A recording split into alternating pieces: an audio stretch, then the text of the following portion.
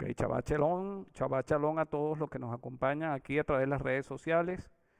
La parashá de esta semana se llama Parashá Emor y le pido al Señor que sea edificante para todos los que la escuchen, reveladora y que el Espíritu de Santidad nos guíe a toda verdad. Emor significa di. Y el primer versículo de esta parashá, que está en Levítico 1:1, dice: Dijo Hashem a Moshe, di a los Coanín, que son los sacerdotes, hijos de Aarón, y les dirás, por un nefesh, que es una persona muerta, no se contaminen. Esta expresión di viene del verbo emor, y luego la palabra y les dirás es el mismo verbo veamartá. Esta expresión no es la que comúnmente se utiliza en la Torá, porque normalmente se utiliza el verbo emor combinado con el verbo dabar. Generalmente dice Beidabar y habló Hashem a Moshe. Pero es curioso que en esta frase se utiliza dos veces el mismo verso y el comentarista más famoso de la Torá, que es Rashi, hace una acotación al respecto. A veces los pequeños detalles encierran grandes secretos.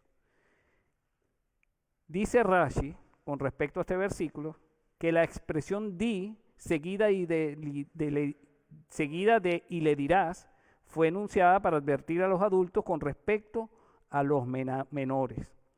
Dice así: en general, cuando Dios dice algo a Moshe para que éste lo transmita a otros, la Torá utiliza la frase habla a los hijos de Israel y diles, que es los verbos dabar y di, emor.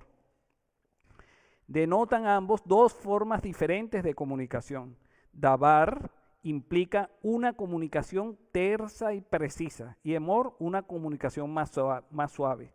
Cuando ambos versos aparecen en una misma frase, indican respectivamente el contenido general de la comunicación y los detalles de la misma. En este mensaje lo particular, o en este pasaje lo particular, es que en vez de aparecer el verbo dabar, aparece dos veces el verbo emor y veamartá, di y diles. Puesto que una de ellas ya alude a los detalles del mensaje, la otra solo puede tener como propósito enfatizar que la advertencia misma debe ser aplicada a otros, en este caso a los menores. Otra forma de interpretación consiste en considerar el primer di dirigido a Moshe y el segundo diles a los Coanín, es decir, a los sacerdotes.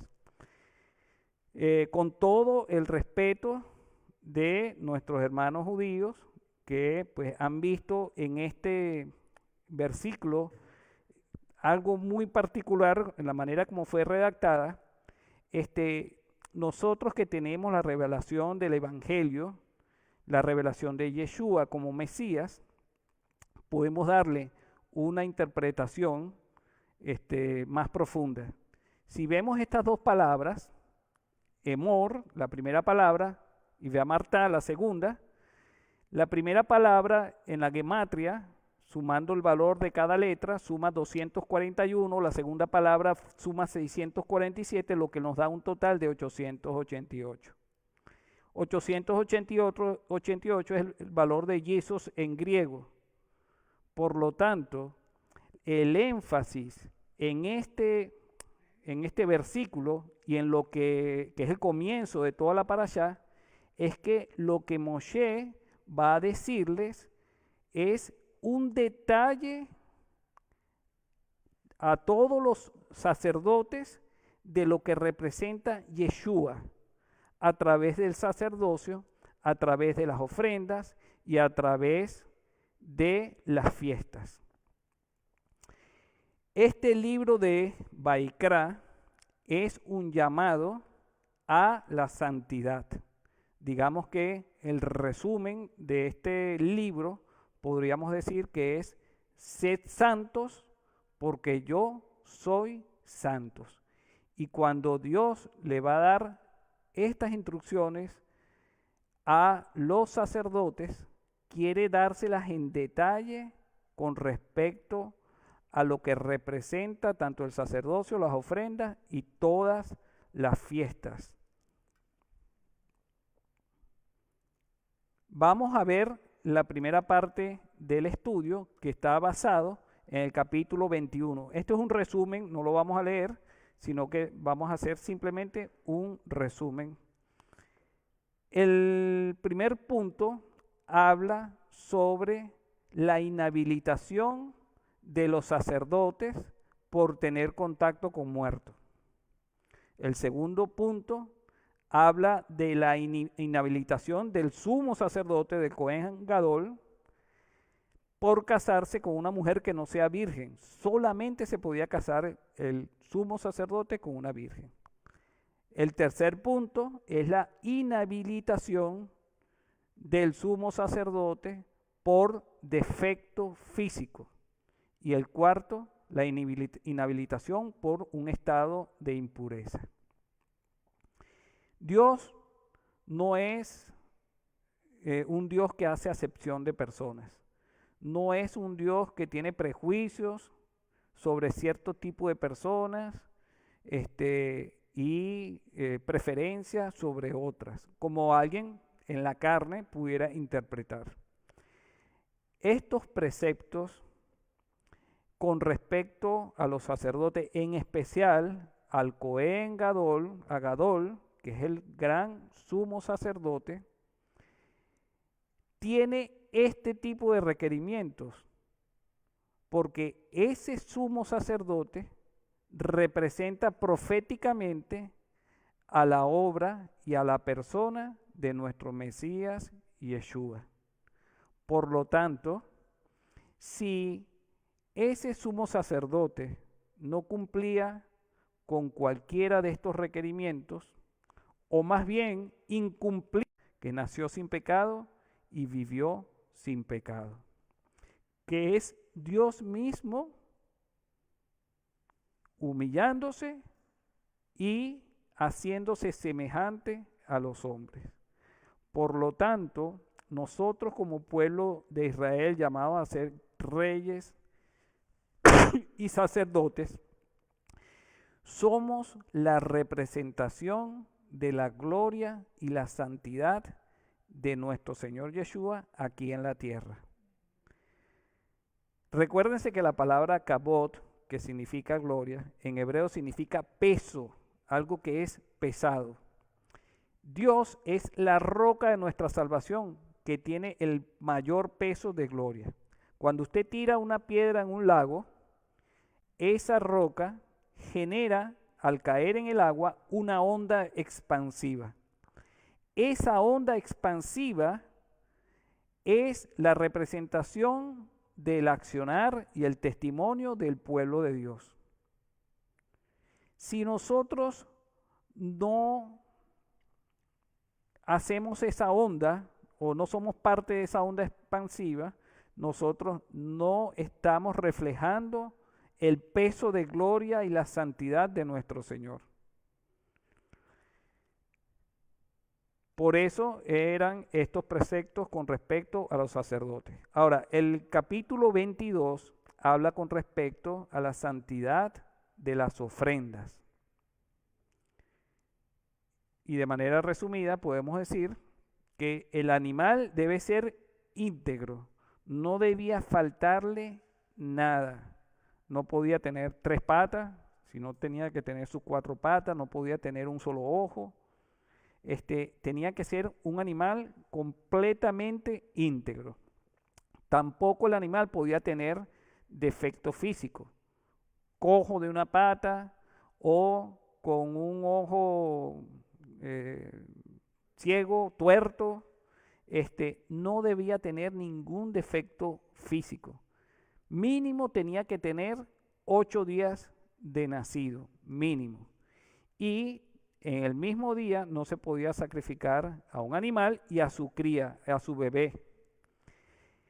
Todas estas características también, al igual que el del sumo sacerdote, representan a Yeshua como el sacrificio, como el corbán perfecto, como el Cordero que quita el pecado del mundo.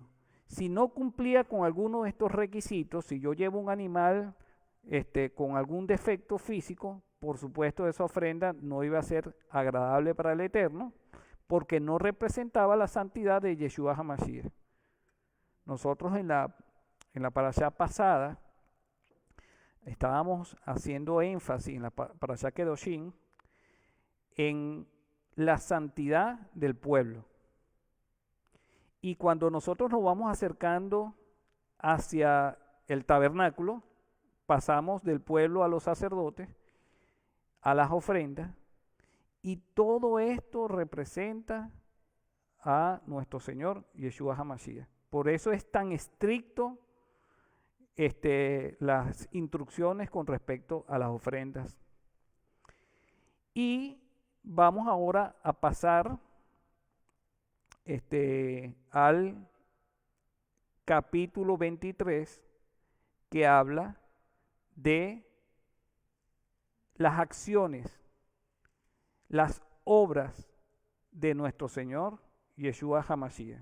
Entonces, como resumen de estos capítulos 21-22, se habla de la santidad de Yeshua, como el Cohen Gadol, como el gran sumo sacerdote y como el Corbán perfecto, que es la ofrenda perfecta. Pasemos a el capítulo 23 y aquí es donde vamos a hacer un poquito más de hincapié. En diversas partes de la Torá se habla de las fiestas, pero en este capítulo 23 se habla de todas las fiestas, entonces es una buena oportunidad de tocar de manera general todas y cada una de las fiestas.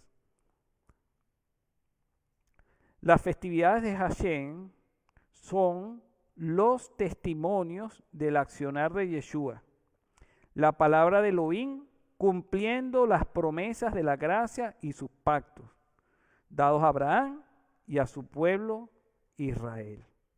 Esto es importante que lo tengamos claro. Las festividades de Hashem, como lo vamos a leer, son las convocaciones de su santidad. Más que las convocaciones santas, son las convocaciones de su santidad Hashem para su pueblo. Y vamos a ir en el mismo orden que aparece en el capítulo 23 de Baikra, donde la primera festividad es el Shabbat del séptimo día. Dice así: habló Hashem a Moshe diciendo, habla a los hijos de Israel diciéndoles, las festividades de Hashem las designarán como convocaciones santas, o mejor dicho, como convocaciones de su santidad. Estas son mis festividades. 6 días harán labor y el día séptimo, Shabbat, de reposo completo.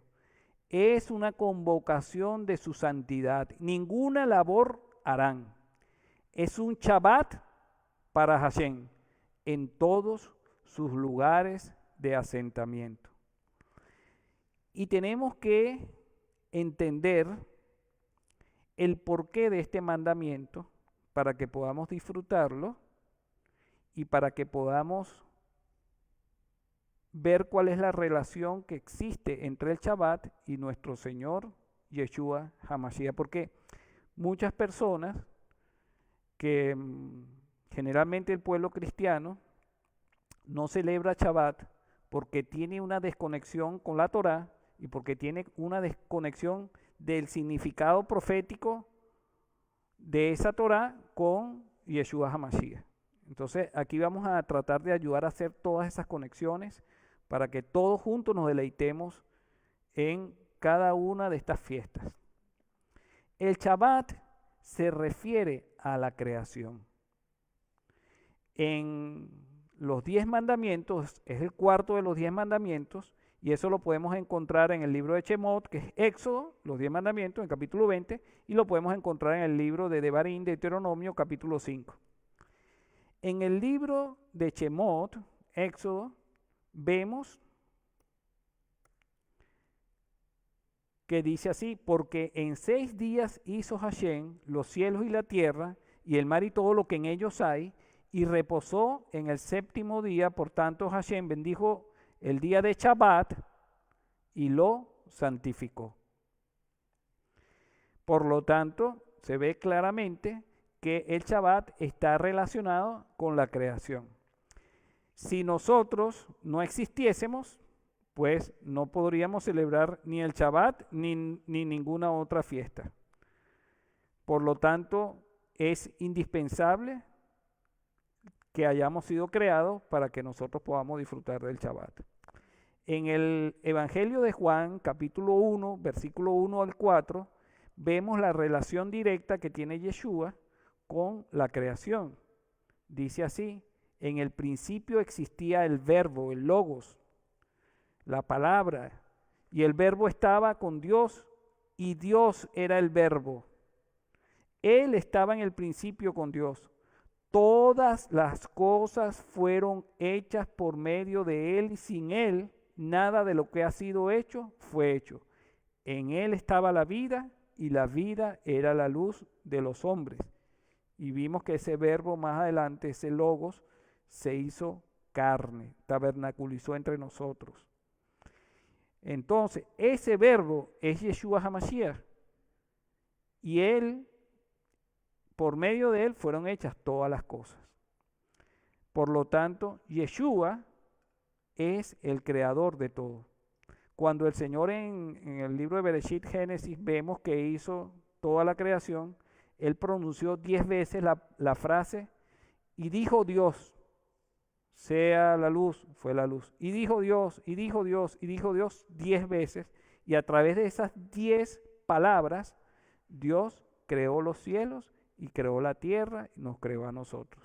Y esa palabra es Yeshua HaMashiach. También vamos a ver cómo el Shabbat está relacionado con la salvación y la liberación. Para eso tenemos que leer los 10 mandamientos, pero los que están en el libro de Devarim, de Deuteronomio capítulo 5, que dice así: y acuérdate que fuiste esclavo en la tierra de Egipto, y que Hashem tu Dios te sacó de allí con mano fuerte y brazo extendido. Por lo tanto, Hashem tu Dios te ha ordenado que guardes el día de Shabbat. Entonces, aquí está relacionado guardar el Shabbat con la liberación de Egipto. Y la liberación de Egipto está relacionada con la liberación de la esclavitud, el pecado y la muerte que Yeshua HaMashiach hizo por nosotros. Vamos a leer 2 de Pedro 3:18. Antes bien, creced en la gracia y el conocimiento de nuestro Señor y Salvador, Yeshua HaMashiach. A Él sea la gloria, ahora y hasta el día de la eternidad. Yeshua es nuestro Señor y nuestro Salvador. Por eso es que hoy podemos estar aquí celebrando el Shabbat, porque somos libres, somos salvos. Incluso si nosotros estaríamos presos en una cárcel, podríamos celebrar Shabbat perfectamente, porque esa libertad y esa liberación es de la esclavitud, del pecado y de la muerte. Vemos claramente cómo Yeshua es nuestro Shabbat, nuestro Creador y nuestro Salvador. El Shabbat del 7º día representa a Elohim, que nos creó por medio de su palabra Yeshua, para poder disfrutar de nosotros. Y el día de Shabbat representa a Elohim enviando a su palabra hecha carne, Yeshua HaMashiach, a salvarnos y liberarnos, para que nosotros pudiésemos disfrutar y deleitarnos en nuestro Elohim. Amén. Esa es la primera fiesta. Vamos a la segunda festividad en el orden que está escrito en el libro de Levítico. Vaikra, versículo 5, capítulo 23.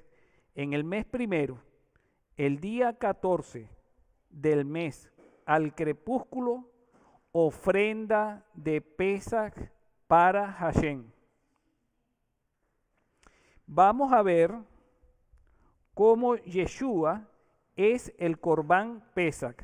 Recuérdense que la palabra corbán es la ofrenda animal, el cuerpo animal o cuerpo vegetal que nos acerca al Señor.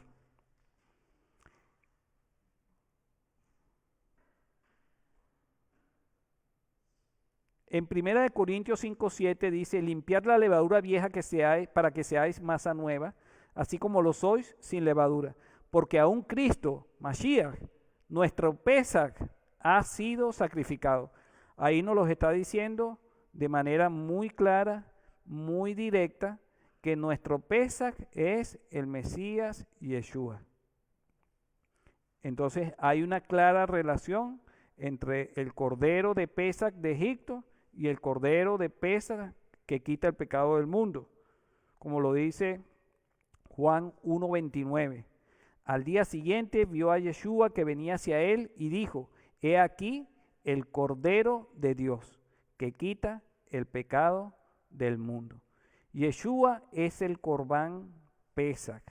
Primera de Pedro 1:10-20, sino con sangre preciosa, como de un cordero sin tacha y sin mancha, la sangre de Mashiach, porque él estaba preparado desde antes de la fundación del mundo, pero se ha manifestado en estos últimos tiempos por amor a nosotros. El cuerpo del Cordero que nos acerca a Hashem al pasar por alto nuestras transgresiones a la Torá, Yeshua HaMashiach. Vamos a la tercera festividad. Se encuentra en Vaikra, capítulo 23, versículos 6 y 7, y dice así: el día 15 del mismo mes, recuérdense que el día 14, a las 3 de la tarde, se sacrificaba el cordero de Pesach, y al caer la noche, ya era día 15, y comenzaba la fiesta de los panes sin levadura, donde se celebraba la cena de Pesach.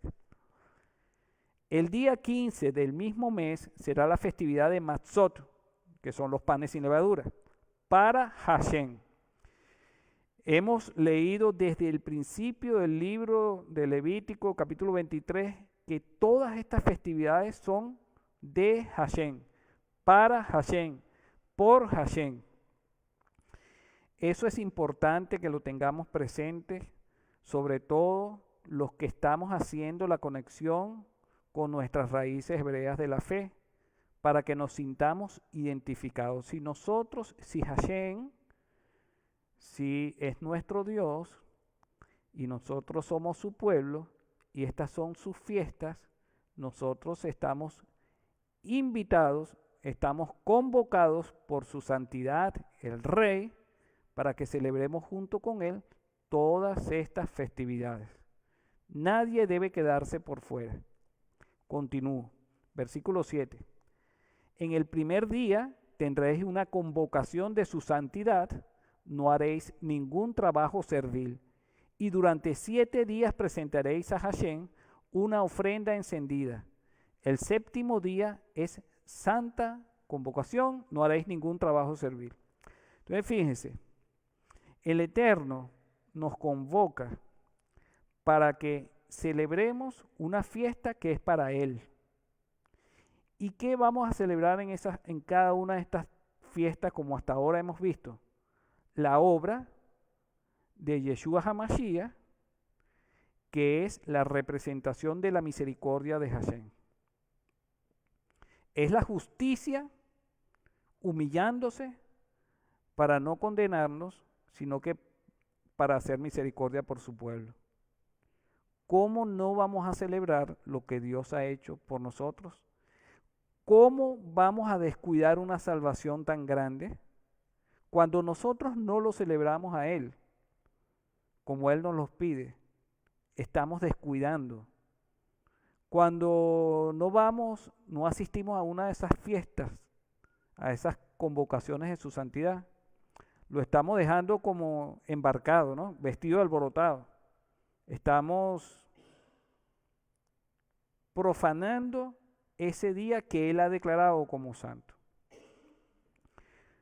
Continuamos viendo la relación ahora que hay entre Yeshua y la fiesta de los Matzot, panes sin levadura. Primera de Corintios 5, del 6 a 8 dice, vuestra jactancia no es buena. ¿No sabéis que un poco de levadura fermenta toda la masa? Adán comió un poquito de levadura, probó del fruto del árbol prohibido, desobedeció las instrucciones de Dios. Y eso fue más que suficiente para que toda la masa representada por la humanidad entera fuese leudada y adquiriese una naturaleza pecadora. Cuando Dios hizo a Adán, lo hizo a su imagen y a su semejanza. Después que Adán pecó y tuvo a sus hijos nacieron a la semejanza y a la imagen de Adán con la naturaleza pecadora. Un poquito de levadura leuda toda la masa. Luego dice, limpiad la levadura vieja para que seáis masa nueva, así como lo sois sin levadura, porque aún Mashiach, nuestro Pesach, ha sido sacrificado. Entonces Mashiach fue sacrificado el 14 de Nisan en la tarde y el 15 de Nisan teníamos que comernos a ese cordero. Y ese cordero representa que se comía con matzot, con panes sin levadura. Yeshua es el cordero, Yeshua es el matzot. Luego dice Pablo en la carta a los Corintios, por tanto, celebremos la fiesta. No dice Pablo, por tanto, no celebremos la fiesta porque esas son las fiestas de los judíos, porque ya la Torá está abolida. Eso no es lo que dice Pablo. Ni absolutamente ninguna parte del Nuevo Testamento, ni la Torá. Dice, por tanto, celebremos la fiesta, pero pone una condición, no con la levadura vieja. Y sabemos que la vieja de levadura muchas veces se relacionó con una doctrina que no era sana, la doctrina de los fariseos que estaba basada en sus tradiciones. Pero hoy en día también la falsa doctrina, la levadura vieja, son aquellos que dicen que las fiestas no son de Hashem, son de los judíos. Y que las fiestas ya no hay que celebrar ninguna de esas cosas porque esas son las fiestas de los judíos. Eso es una vieja levadura, una falsa doctrina, que le quita la bendición a muchísimas personas que creen en los líderes que predican esas cosas, la oportunidad de gozarse, de deleitarse en la obra de nuestro Señor y Salvador Yeshua HaMashiach. Y continúo leyendo. Ni con la levadura de malicia y maldad, sino con panes de levadura, de sinceridad y de verdad. Juan 6:32 nos dice, entonces Yeshua les dijo, en verdad os digo, no es Moshe el que os ha dado el pan del cielo, sino que es mi Padre el que os da el verdadero pan del cielo, porque el pan de Dios es el que baja del cielo y da vida al mundo. Yeshua, a diferencia de Adán, que aunque Dios lo formó sin pecado, fue formado de abajo de la tierra, Yeshua vino del cielo, sin pecado y sin la posibilidad de poder pecar. En Hebreos 7:26 dice, porque convenía que tuviéramos tal sumo sacerdote, santo, inocente, inmaculado, apartado de los pecadores y exaltado más allá de los cielos. Y aquí conectamos el pan sin levadura con la característica de santidad del sumo sacerdote, en este caso, Yeshua HaMashiach. Esta es la tercera fiesta. Vamos ahora a la cuarta festividad. Se encuentra en Vaikra, capítulo 23, versículos 9 al 11. Dice así, habló Hashem a Moshe diciendo, habla a los hijos de Israel y diles, cuando entréis en la tierra que yo os daré y seguéis sus mies, entonces traeréis al sacerdote un Omer Reshit. Así dice en hebreo. ¿Qué es el Omer Reshit? El Omer es un manojo de gavilla, de la cebada. Entonces dice, Omer es el manojo de la gavilla. Reshit significa primicia. Es la palabra con la cual comienza la Torá. Be Reshit, bara Elohim, et Hashamaim, ve'et haaretz. Y continúa diciendo, traeréis al sacerdote un Omer Reshit, una gavilla de las primicias de vuestra cosecha. Y él mecerá la gavilla delante de Hashem a fin de que seáis aceptados el día siguiente al día de Shabbat, el sacerdote la mecerá.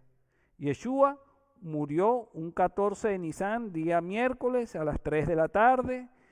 Luego pasó 3 noches y 3 días en el sepulcro y resucitó al tercer día durante el Shabbat. Luego, el primer día de la semana, vamos a ver más adelante qué fue lo que sucedió.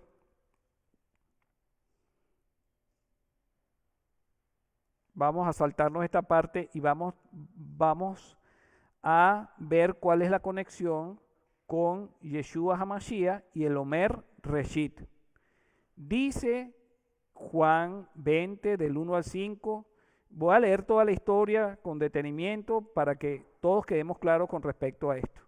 Dice, y el primer día de la semana, María Magdalena fue temprano al sepulcro. Recuérdense que después de Pesach viene el Shabbat del séptimo día de la semana, cuando Yeshua resucitó, y al primer día de la semana se ofrece el Omer Reshit. En el Evangelio se nos dice que el primer día de la semana María Magdalena fue temprano al sepulcro, cuando todavía estaba oscuro, y vio que ya la piedra había sido quitada del sepulcro. Entonces corrió y fue a Simón Pedro y al otro discípulo a quien Yeshua amaba. Y les dijo, se han llevado al Señor del sepulcro y no sabemos dónde le han puesto. Salieron pues Pedro y el otro discípulo e iban hacia el sepulcro. Los dos corrían juntos, pero el otro discípulo corrió más aprisa que Pedro y llegó primero al sepulcro. E inclinándose para mirar adentro, vio las envolturas de lino puestas allí, pero no entró. Entonces llegó también Simón Pedro tras él, entró al sepulcro y vio las envolturas de lino puestas allí y el sudario que había estado sobre la cabeza de Yeshua, no puesto con las envolturas de lino, sino enrollado en un lugar aparte. Entonces entró también el otro discípulo, el que había llegado primero al sepulcro, y vio y creyó, porque todavía no habían entendido la escritura que Yeshua debía resucitar de entre los muertos. Los discípulos entonces se fueron de nuevo a sus casas. Pero María estaba fuera, llorando junto al sepulcro, y mientras lloraba, se inclinó y miró dentro del sepulcro y vio 2 ángeles vestidos de blanco, sentados donde había estado el cuerpo de Yeshua, uno a la cabecera y otro a los pies. Y ellos le dijeron, mujer, ¿por qué lloras? Ella les dijo, porque se han llevado a mi Señor y no sé a dónde le han puesto.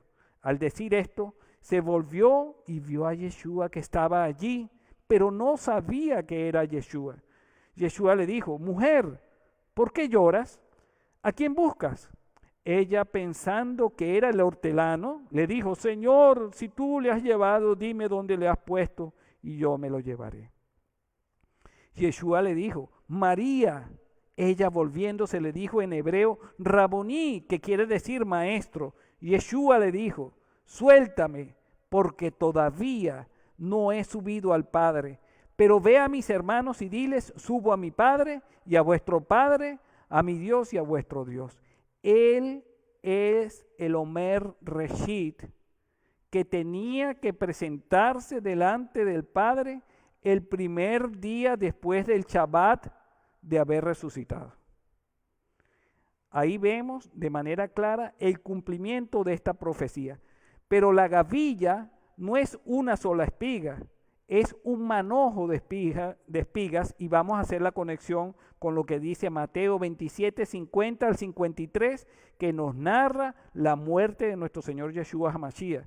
Dice así: entonces Yeshua, clamando otra vez a gran voz, exhaló el espíritu, y aquí el velo del templo se rasgó en dos, de arriba a abajo, y la tierra tembló, y las rocas se partieron, y los sepulcros se abrieron. Y escuchen bien, porque lo que voy a leer a veces pasa desapercibido en nuestras lecturas. Y los cuerpos de muchos santos que habían dormido resucitaron, y saliendo de los sepulcros después de la resurrección de Yeshua, porque Yeshua es la primicia de la resurrección de los muertos. Y justo después de la resurrección de Yeshua, estos cuerpos de estos santos que habían dormido resucitaron, entraron en la santa ciudad y se aparecieron a muchos, completando el manojo de gavillas que debían mecerse delante del Eterno el primer día de la semana. Romanos 11:6 nos dice: si el primer pedazo de la masa es santo, también lo es toda la masa. Y si la raíz es santa, también lo son las ramas. El primer pedazo de la masa es Yeshua. Se acostumbraba en aquella época que la primicia de la cebada, el Omer Reshit, si era aceptable como ofrenda al Eterno, eso daba la garantía de que el resto de la cosecha que se iba a obtener 50 días después iba a ser igualmente santa y agradable al Eterno como lo fue el Omer Reshit. Primera de Corintios 15:20. Mas ahora Mashiach ha resucitado de entre los muertos, primicias, Reshit de los que durmieron. En Colosenses 1:15 dice: Él es también la cabeza del cuerpo que es la iglesia, y Él es el principio. La palabra hebrea correspondiente a esta palabra en griego es la palabra Reshit. Él es el Reshit, el primogénito de entre los muertos, a fin de que Él tenga en todo la primacía. Vamos a conectarnos por un momento con Génesis 1:1, que nos ayuda a comprender toda la Torá. Quiero que lo lean conmigo de la siguiente forma. Dice normalmente en español: en el principio creó Dios los cielos y la tierra. Ahí dice Bereshit, en el Reshit, por el Reshit, para el Reshit, creó Dios los cielos y la tierra. También podríamos leerlo en el contexto de esta festividad de la siguiente manera. Sabemos que Reshit es Yeshua resucitado. En Yeshua resucitado creó Dios los cielos y la tierra. Y como Dios creó todo en función al Reshit, esta es la garantía desde el principio de que la creación no iba a poder ser destruida, ni por los planes de Satanás, ni por la desobediencia del hombre. Amén. Vamos a pasar ahora a los preparativos de la quinta fiesta. Todavía no es la quinta fiesta, es el preparativo. Y el preparativo para la quinta fiesta es la cuenta del Omer, de ese primer manojo de gavillas. Vemos en Baikra, Levítico 23, del 15 a 16. Contaréis desde el día que sigue al día de Shabbat, desde el día en que trajiste la gavilla de la ofrenda mecida. Cuando María fue y vio que el Señor ya había resucitado. El primer día de la semana. Contaréis 7 semanas completas. Contaréis 50 días hasta el día siguiente al séptimo día de Shabbat. Por lo tanto, siempre el día 50 de la cuenta del Omer va a caer el día siguiente después de un Shabbat, es decir, un primer día de la semana. Entonces presentaréis una ofrenda de espiga tierna, renovada a Hashem.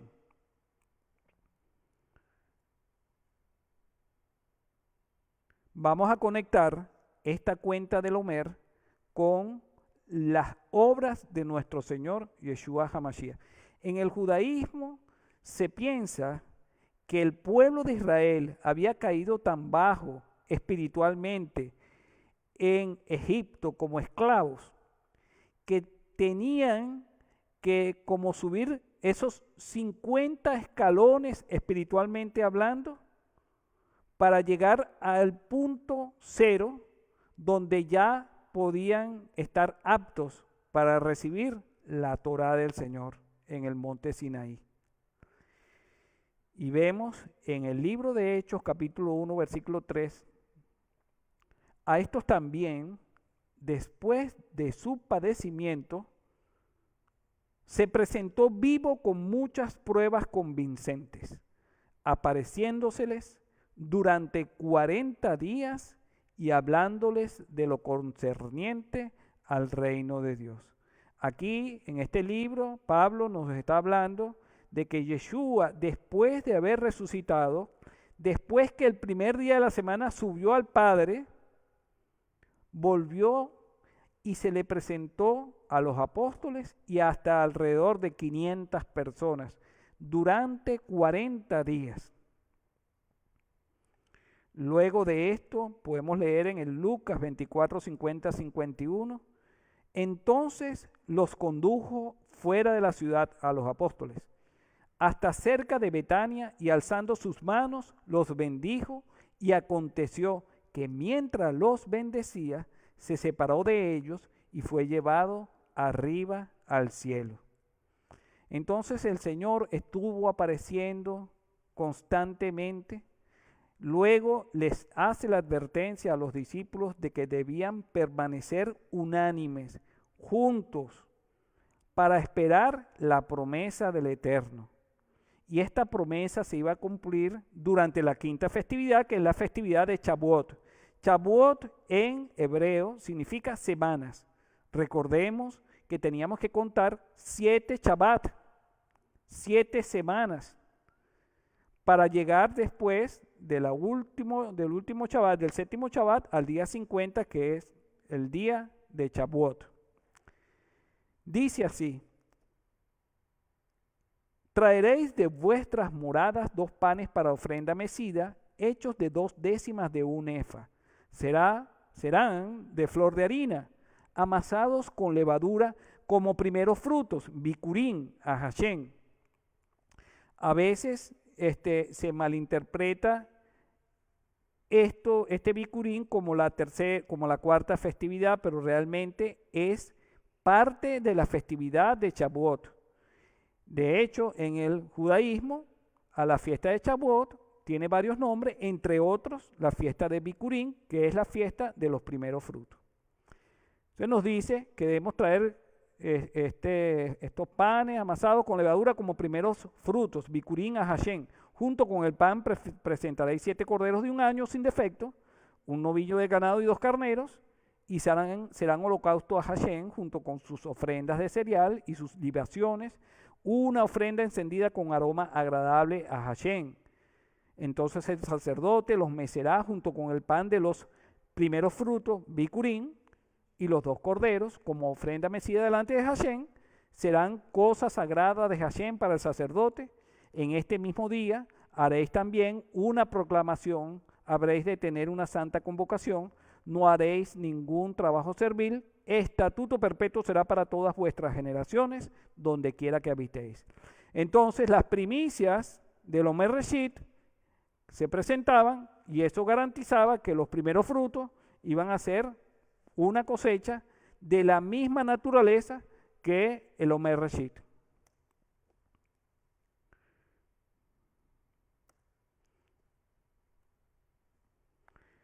Esto lo extraje de una página judía ortodoxa que es shabbat.org.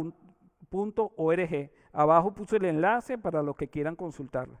Dice así: Shavuot, el festival que conmemora la entrega de la Torá en el monte Sinaí, se conoce también, como ya hemos mencionado, con el nombre del festival de la cosecha, Hakatzir, o día de los primeros frutos, Habikurim. La época de la cosecha en la vieja Israel comenzaba en Pesaj, cuando el grano de cebada comenzaba a recogerse y el Omer Reshit, se llevaba al templo como ofrenda de gracias.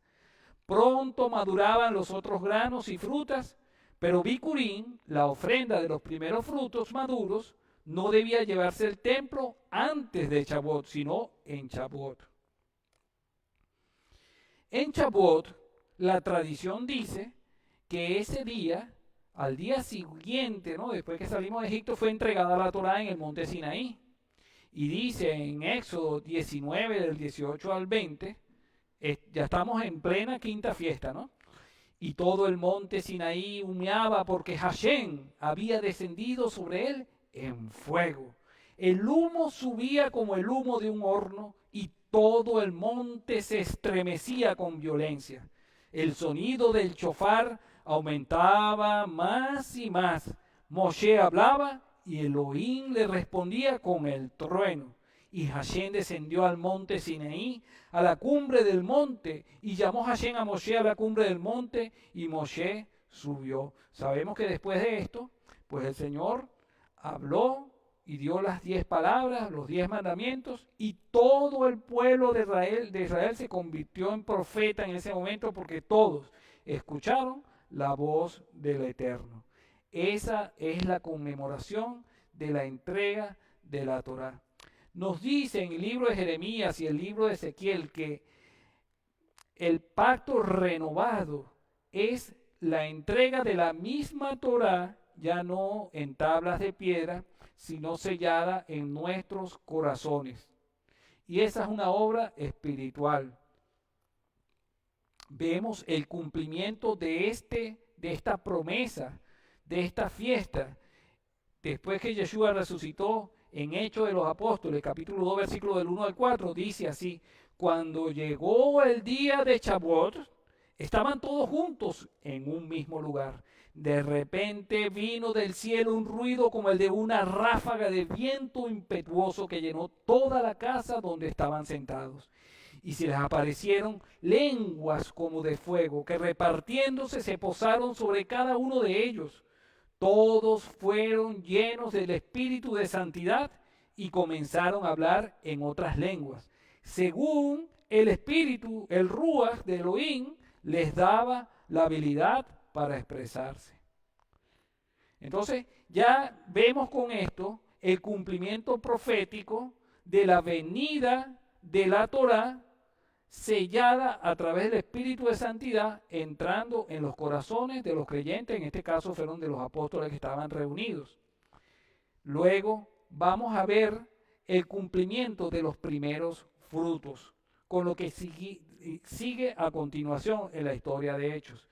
Dice los versículos 14, 31 y 41 de Hechos capítulo 2 lo siguiente: inmediatamente después que reciben el Espíritu de Santidad en forma de lengua de fuego, entonces Pedro, poniéndose en pie con los 11, alzó la voz y les declaró: varones judíos y todos los que vivís en Jerusalén, sea esto de vuestro conocimiento y prestad atención a mis palabras.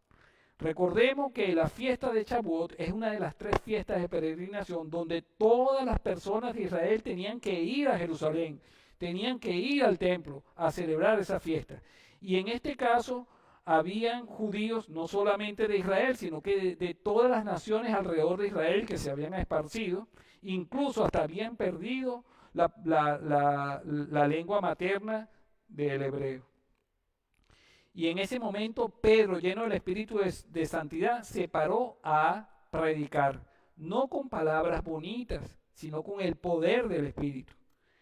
En el versículo 38 dijo, después que le predicó, y Pedro les dijo: arrepentíos y sed bautizados cada uno de vosotros en el nombre de Yeshua HaMashiach para perdón de vuestros pecados, y recibiréis el don del Espíritu de santidad.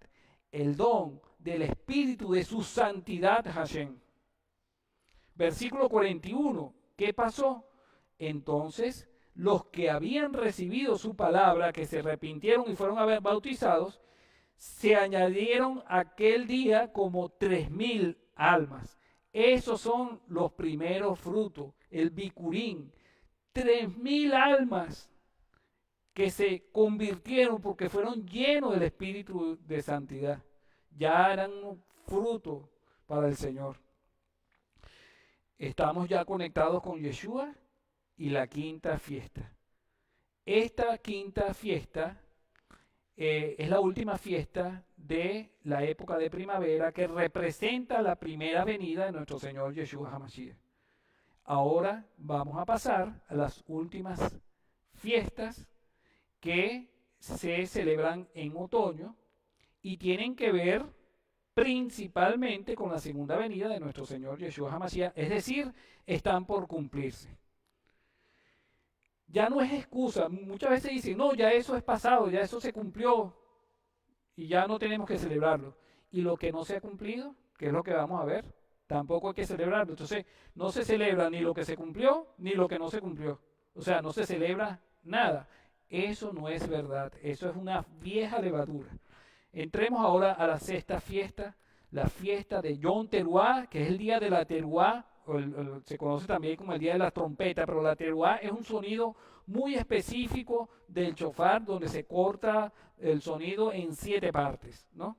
Eso se encuentra en los versículos 24 y 25 de Baikra 23, dice así: habla a los hijos de Israel y diles, en el 7º mes, el primer día del mes, tendréis día de Shabbat, un memorial al toque de trompetas, una convocación de su santidad, Hashem.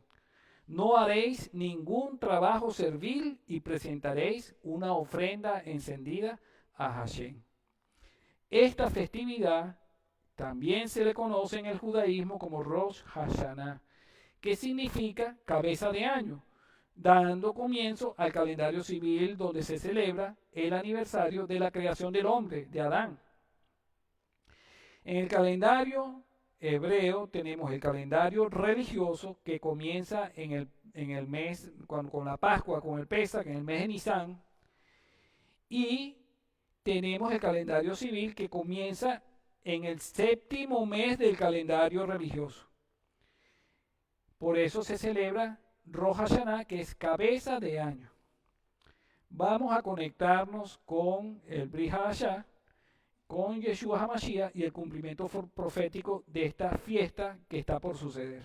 Primera de Tesalonicenses 4, 15, 16 dice: por lo cual os decimos esto por la palabra del Señor, que nosotros los que estemos vivos y permanezcamos hasta la venida del Señor, no precederemos a los que durmieron.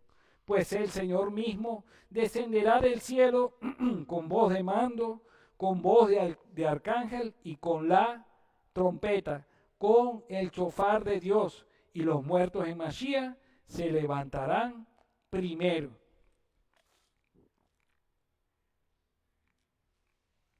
Esto nos lleva a la primera resurrección. ¿Cuál es la primera resurrección? La de los santos, la de las personas que durmieron con Yeshua, o las que dormiremos con Yeshua.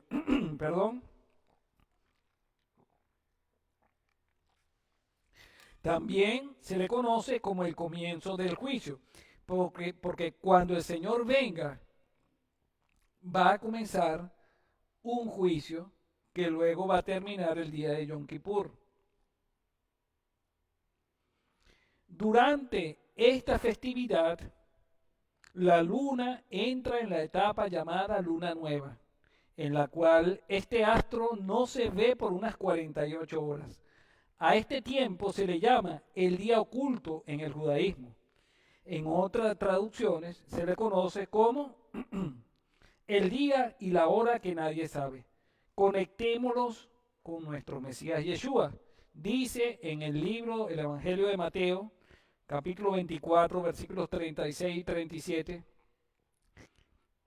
hablando Yeshua mismo, dice: Pero de aquel día y hora nadie sabe, ni siquiera los ángeles del cielo, ni el Hijo, sino solo el Padre. Porque como en los días de Noé, así será la venida del Hijo del Hombre. Por lo tanto, para el mundo es un día oculto. Atrás, el día y la hora que nadie sabe. Pero para nosotros, que estamos velando, que estamos con nuestras lámparas llenas de aceite, que estamos con la llenura del Espíritu de Santidad, no nos va a tomar desprevenido. Vayamos ahora a la séptima festividad, la festividad de Yom HaKippurim, conocida más popularmente con la fiesta de Yom Kippur. El verbo kafar significa expiación. Se le conoce también como Yom, que significa día, HaKippurim, de la expiación. Tenemos también que hacer la conexión con que la primera vez que aparece la palabra día en la Torá es cuando Dios le colocó el nombre a la luz, día. La luz del primer día es Yeshua. El día de cada festividad es Yeshua, representado en esa festividad. En este caso, el día de la expiación. Y Hashem habló a Moshe diciendo: a los 10 días de este séptimo mes, o sea, 10 días después de Yom Teruah, será el día de expiación. Será convocación de su santidad para nosotros. Y humillaremos vuestras almas y presentaremos una ofrenda encendida a Hashem. Tampoco haremos ningún trabajo en este día, porque es día de expiación para hacer expiación por vosotros delante de Hashem, vuestro Dios. Este día se le conoce también en el judaísmo como el día en que somos inscritos en el libro de la vida. Y es la culminación del juicio que empezó en Yom Teruah y se refiere a la redención final, porque nosotros en Pesach Dios pasó por alto nuestros pecados. Luego de que pasa por alto nuestros pecados, el Señor nos da su espíritu de santidad, nos da su santa Torá y nos ordena que iniciemos un camino de santidad para crecer a la estatura del Mesías. En ese proceso nos vamos purificando, nos vamos perfeccionando, y lo que no podamos completar hasta el día de nuestra muerte, cuando pasemos por fuego, el Señor nos va a terminar de perfeccionar. Como dice Filipenses, con la seguridad de que el Señor va a culminar y a perfeccionar la obra que empezó a nosotros con Pesach. ¿Cuándo la perfecciona y la culmina? En Yom HaKippurim. El día en que vamos a estar completamente separados del pecado y de la muerte. No solamente nosotros, los hijos de Israel, sino toda la creación. En Revelaciones, Apocalipsis, el libro más hermoso de la Torá, de la Biblia, capítulo 20, versículos 14 y 15 dice: y la muerte y el Hades fueron arrojados al lago de fuego. Esta es la muerte segunda, el lago de fuego. Y el que no se encontraba inscrito en el libro de la vida fue arrojado al lago del fuego. Bendito sea el Eterno, que por su misericordia nos llamó y nos inscribió en el libro de la vida. Pasemos ahora a la octava y última de las festividades que aparecen en Levítico, Vaikra 23, versículos 34 y 36. Dice así: habla a los hijos de Israel y diles: el día 15 de este mes, es decir, 5 días después de Yom HaKippurim, es la fiesta, la festividad de los tabernáculos de Sukkot. Se celebrará a Hashem por 7 días. El primer día es convocación de su santidad. No haréis ningún trabajo, ninguna clase de trabajo servil. Durante 7 días presentaréis a Hashem una ofrenda encendida. El octavo día tendréis una convocación de su santidad y presentaréis a Hashem una ofrenda encendida. Es asamblea solemne, no haréis trabajo servil. Ahora, ¿cuál es el significado de esa octava festividad?